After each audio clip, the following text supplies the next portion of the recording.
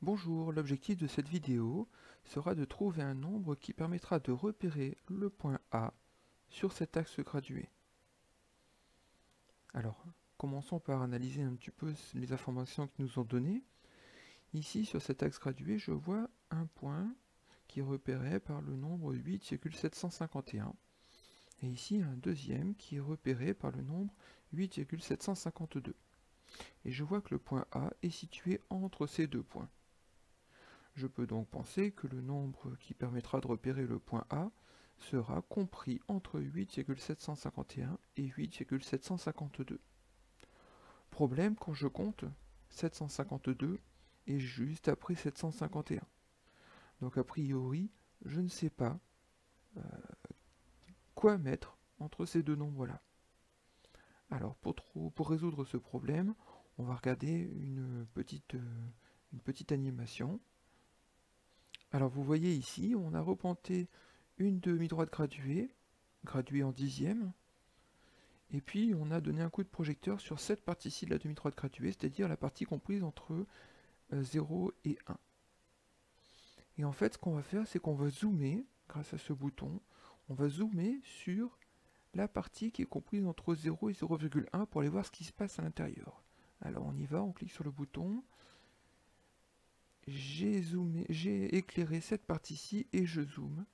Et de quoi je me rends compte? Eh bien, je me rends compte qu'entre 0 et 0,1, eh bien, il y a 0,01, 0,02, etc. Puisque 0,1, c'est la même chose que 0,10.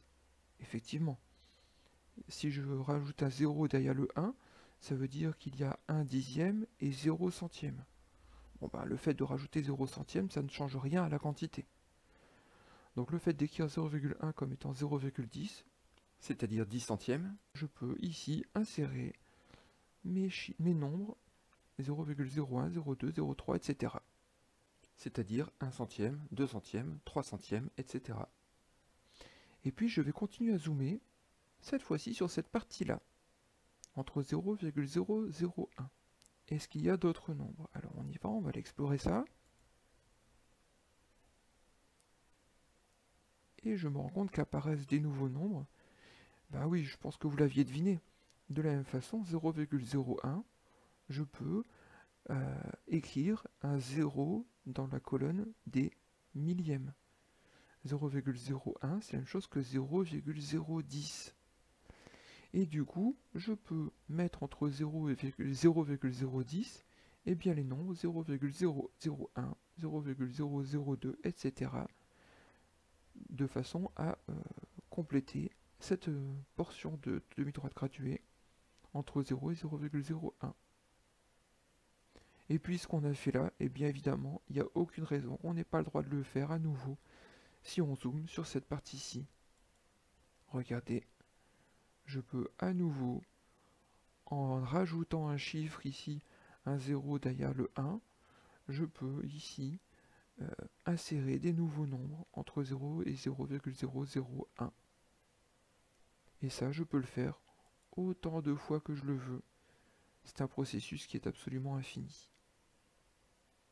Alors comme on vient de le voir, 8,751, je peux aussi l'écrire 8,7510. Et 8,752, je peux aussi écrire 8,7520. Et là, ça me permet de voir qu'entre ces deux nombres, eh bien, entre 8,7510 et 8,7520, eh bien, il y a encore d'autres nombres décimaux. Il y a effectivement 8,7511, 8,7512, etc.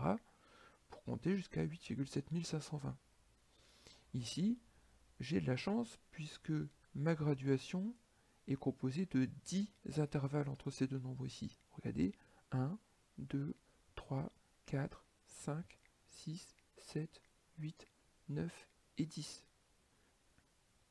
Puisque j'ai 10 intervalles entre ces deux nombres, et qu'ici, je peux bien placer 10 nombres faciles à écrire entre ces deux extrémités, je vais pouvoir compléter ma droite graduée. Je peux donc placer entre 8,7510 et 8,7520 tous ces nombres, 8,7511, 8,7512, etc. Et je me rends compte que le point A est repéré par le nombre 8,7518. Je peux donc compléter ici, abscisse de A, c'est 8,7518.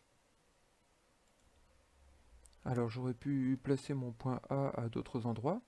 Par exemple, si mon point A, je l'avais placé ici, j'aurais obtenu son abscisse qui serait de 8,7515. Si j'avais placé mon point A ici, son abscisse aurait été 8,7511. Et si j'avais placé ici, eh bien j'aurais compté à rebours, et là si j'ai 8,7510, là j'aurais eu 8,7509, et donc ici son abscisse aurait été de 8,7508.